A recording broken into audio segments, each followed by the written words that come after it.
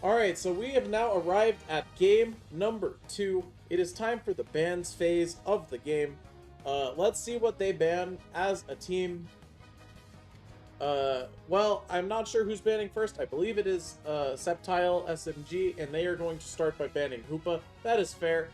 Eli is going to ban Buzzswole, which makes sense as Buzzswole is very polarizing in these events. Next up, Ryevji is going to ban Zeraora, as Zeraora was proving to be quite problematic in that last game. I think that is a respectable ban, trying to stop the opponent from, doing what they did again. Alright, next up, we have Clefable, being the final ban of the original. They have a Clefable being banned from the original team. They had Ingle originally on. Very cool. Alright, Red Luck Fox is going to start by locking in Leafeon, and to counter that, they have Lionheart and also Blade. Lionheart's going to pick Delphox this time. Blade is going to lock in the Sylveon once again. Ingle is going to pick Umbreon, and Tabolis is going to pick the Trevenant, the tree. And we do have Tabolis in this game.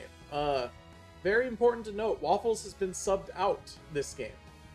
I wonder why they did that. I don't know. Maybe he felt like he wasn't doing enough for the team, perhaps? I'm not sure. Anyway, Ray picks Eldegoss again, and we do have another pick of Crustle coming out. Septile is going to lock in the Champ, which is an interesting pick, I would say. And Ryevji is going to be hovering over Espeon, and it looks like he's going to be our main source of damage. Aside from this Leafeon, they have no support, which is very, very sus. I don't know how the team on the left will do without a support. I don't know if they will have the sustain needed for these early team fights. Creeper is going to pick Charizard. That's a fair all-arounder pick. Charizard is quite good right now. I do think that it is very slept on as a Pokemon. I don't think that it really gets as much credit as it probably deserves, at least as a Pokemon, you know?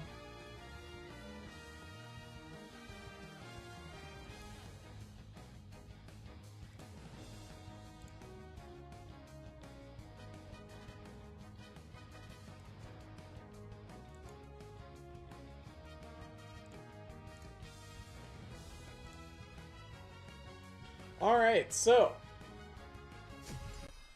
doesn't seem like any team switching around happened here, and that's, it's okay. Let's see what adaptations are going to be made this game. Well, for starters, Leafeon has been picked as opposed to being banned, so we will see what Red Luck Fox is capable of doing with the Leafeon. Leafeon is a very, very powerful Pokemon. It gets access to Solar Blade, which is a move that absolutely dominates in the early game. It does make up for the fact that it kind of falls off later in the game, but in the early game, Solar Blade does quite ridiculous damage, and it is not something to shake a stick at. Alright, so we have Red Luck Fox, going for the Xatu KO, and it seems that we may be having potentially an early gank scenario as we go straight for a Selgor. But instead, we're actually going to opt to go back, and we are going to instead KO the Baltoy, and we're going to pick up all of our jungle instead of doing an early jungle invasion. Now, we have some action going on up top as Crustle is going in against the two EVs. We have Espeon, we have Umbreon. Crustle's trying to get stacks, but surely they won't let him get away with this, right? Surely they won't let him get away with this, right? Well, Crustle's going to evolve, and Blade is going to level up, and this is going to turn into a big punishment against the opposing team, as the Eevee is going to be just a bit too far in and end up fainting to Hyper Voice. Alright, now we have Ingle getting trapped by Crustle, which is absolutely terrifying, but it's okay. Red Luck Fox was still here paying attention to protect Ingle from the Crustle, and we gotta be careful here. We gotta be careful. We don't want to get Hyper Voiced to death. And they are going to be able to escape, as we have 3 EVs in the top lane against the other EV and also Crustle. Alright, let's go back to the bot lane as we have some action going on down here, as it is a 3v2. It looks like Tabolis and Septile SMG have decided to back up. to not get KO'd. It looks like the opposing team probably got the Altarias based on the experience that I am seeing. And here comes Leafeon to save the day, jumping on Lionheart. Lionheart's gonna have to flash, but he's still gonna faint. But Ray and Creeper are there to finish off the Leafeon as cleanup after that. Alright. So we've got Tabulus, now opting to go into the forest as a tree. Interesting choice. Surely trees want to escape the forest, right? And we have a very, very low HP Crustle here, gonna be able to get back to the point, and Ingle is going way too aggressive with his level 3 Umbreon. Surely he doesn't get out of there alive, right? And yeah, he's not going to.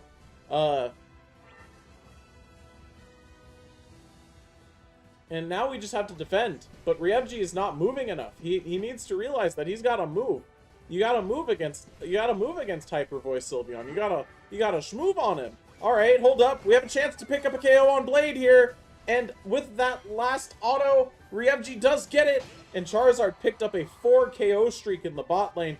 And is level 9 already. What happened here? Oh my goodness. Alright, well, we better rotate back to the top lane, as we do have an incoming gank from the Machoke, as the Reggies are spawning. So let's see what happens. Alright, so we do have Mean Look Umbreon, which is going to trap this Crustle, and surely they pick up the KO on the Crustle. They do, in fact, successfully do that.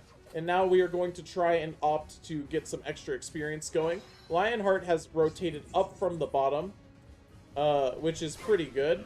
And now the team on the right is going to be able to get the other Reggie. The Dragonite was able to solo that in that amount of time. I was too preoccupied with them trying to steal this Reggie here, but Charizard just went and got it. Alright, so now we have 4 people in the top lane, and this is a situation you have to eject button out, as their whole team is here, and I don't know how we ever defend against this. This is rough.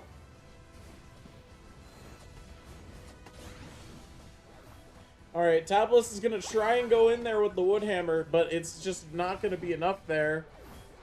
And, yeah, this is 5 Pokemon fighting a Regieleki. But here comes Pokemon that can get the steal, and they're not going to be able to get there in time. Alright, Ryevji is going to pick up some huge damage with his Unite move, but it's not going to be able to kill anything, as they're just so highly leveled. The level disparity is so high. And the team on the left should just be focused on farming at this point, because they're not going to be able to defend against this anyway. They're going to end up with 9 points being overscored on that goal. And now they're all just rotating bot as a unit. Look at this. Ingle going up to the top lane, gets caught by both Charizard and also the Delphox. That's what that Pokemon's called.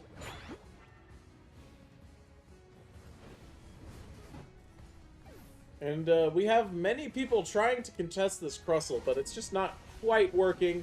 And now they're all coming to score on the bottom lane. And this one is getting a little out of hand a little early. But it's okay. We have the tree crowd controlling everybody. Got to be careful, though. We can... Hold on, we can fight this off. We have an ultimate Unite move coming out from the Espeon. Alright. The Eldegoss is going to faint. Leafeon's picked up 2 KOs here. This Crustle is starting to get a little low. This Crustle is going to use its Unite move, trying to escape alive. But we're going to trap it with Mean Look. And this Crustle is going to have to beat this 2v1. And now it's a 3v1. And they just don't have the damage to really kill this Crustle easily. Crustle's going to pick up the KO on Machoke. But Leafeon comes back to finish off the Crustle there. And Charizard is just playing smart. He's backing up. He knows better. He knows what's going on here. Alright, Redlug Fox trying to rotate around to sneak up on the Charizard, but is going to be spotted and will not be able to sneak around. And this is going to be a very quickly ripped Regiseal. And I'm not sure if the other team is going to be able to get here in time, and they are not.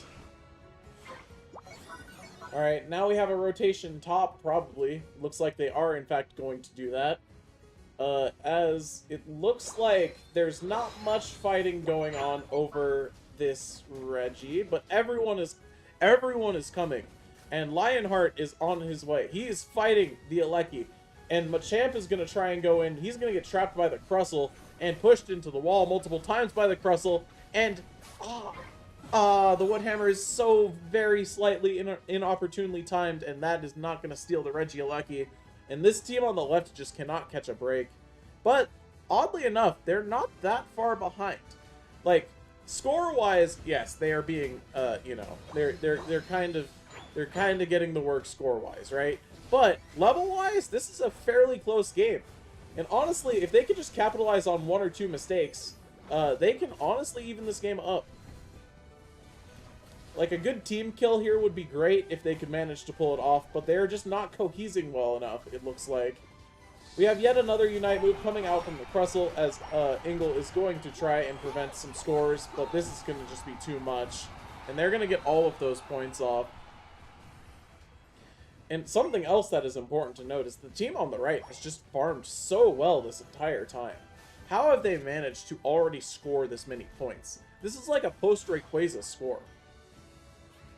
Well, I guess that is what happens when you overextend early and pick up a couple of KOs. But it's okay, we're going to have submission on the Sylveon here. And let's see if they're going to be able to pick up the KO. Well, they do manage to get rid of Ryuji with the Hyper Voice, but it's not going to be enough as you have a 4 Pokemon stack KOing on the Sylveon. And that is a large amount of the DPS gone from the team on the right. They have 13 seconds before that Sylveon respawns. And they should probably be focused on winning this Rayquaza if at all possible. Alright, so we have yet another team fight. We have Charizard using the Unite move after the tree drops the hammer and it doesn't quite work out. And now the team has all fainted except for Espeon. Where is Espeon? What is Espeon doing? Well, here comes Rayquaza, and they are on to Espeon's tactics here. They are on to it. They know what he's trying to do. And they are just not going to allow the steal to occur. But we have a Unite move coming out from Ingle, but it's just a little too late, and he's not going to be able to get the KO on the Rayquaza. And this one is, this one has gotten, a little out of reach, I think. I think this one is probably just too far gone. But that's okay. The team on the left is very good at regrouping, and they have not gone 0-5 yet. So surely, you know, we can have some variety of comeback made here.